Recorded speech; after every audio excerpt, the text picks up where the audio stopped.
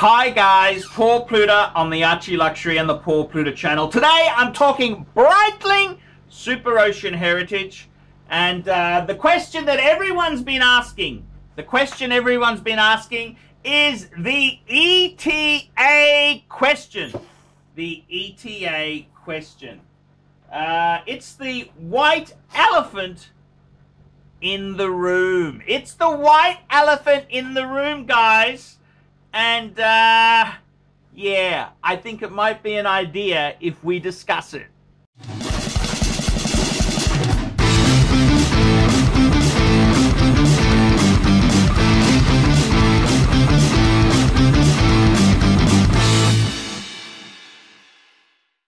Okay, guys, let's discuss it. This is the ETA question. The ETA question. The white elephant in the room. So let's discuss it. So basically, what happens with this Breitling Super Ocean? It's actually using an ETA movement. It's using the official name for this movement. It's a Breitling caliber B17, which is in fact a ETA 2824-2 movement. Basically, it's a three-hand movement with a date feature.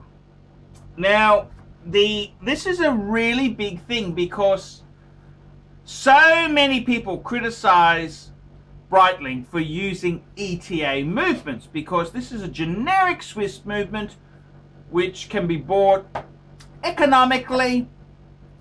And then they say, how can Breitling justify the huge premium on that there? And I got to tell you something. It's an interesting thing because Breitling is a really top-end watchmaker. And years ago, it wasn't such a big sin to use a generic movement. In fact, Patek used movements from JEWELLERY. That's right, JEWELLERY supplied AP, PP, VC, Audemars Piguet, Patek Philippe, and Vacheron and Constantin. Lemania provided movements to Patek. Zenith provided movements to the Daytona. And if we go back even further, the Valjoux 727, it's a Valjoux movement, was supplied for the Daytonas, the plastic, the very, very valuable Daytonas. So the question is, this is the white elephant. And I think people are making a big deal over this. Yes, in-house has become really, really cool. In fact, let me tell you something. This is the Breitling Super Ocean Heritage 42mm. They released this year the Breitling Super Ocean Heritage 2 42mm. That's right, they've actually released a newer version of this watch, which, when they released it, this is groundbreaking news. It has a ceramic bezel, and it also has a Tudor movement. This movement, so this is using the Breitling caliber number, it's a B20, which is actually a Tudor MT 5612 movement. So this is the Heritage. This is the Heritage 1. They've also got a Heritage 2, which looks fairly similar. The way you can tell the difference is mainly the hands. The hands are the giveaway. The hands are the giveaway. This is the hands on the Heritage 1. So I gotta tell you this. Tudor is in bed with Breitling. So if this is Rolex approves, because Tudor is owned by Rolex, and if Rolex allows Tudor to swap parts over like that, Tudor has got approval from Rolex. So Rolex approves of Breitling. That's right, Breitling. It's endorsed by Rolex by default. So I got to tell you, what's my feeling on the Tudor movement? Well, I got to tell you, I think the Tudor movement piece, they are great. Tudor is a great brand. Tudor has used ETA movements for a long time. So they're very similar to Breitling. So in my piece here, the Breitling Super Ocean Heritage 42, this is not the second version. This is using the ETA movement. What do I think? Yes, it is true. It is true. Us watch snobs, we like in-house. We like in-house. I'm not going to ignore the elephant in the room. The reality is we like in-house movements. We do. Is it a detrimental problem? Well, I wouldn't want all my watches to be ETA derived. But I think if you've got one or two ETA pieces, that's okay. But considering it's my beta diver, we'll let that one through, I think, Archie. So the ETA question. Now the thing you got to remember is too, Tudor has used ETA. Breitling has used ETA. This uses an ETA movement. And the reality is that this piece here is more than just the movement. With Breitling, it's a long history. This here is one of the iconic dive watches. 1957 is when Breitling released the Super Ocean.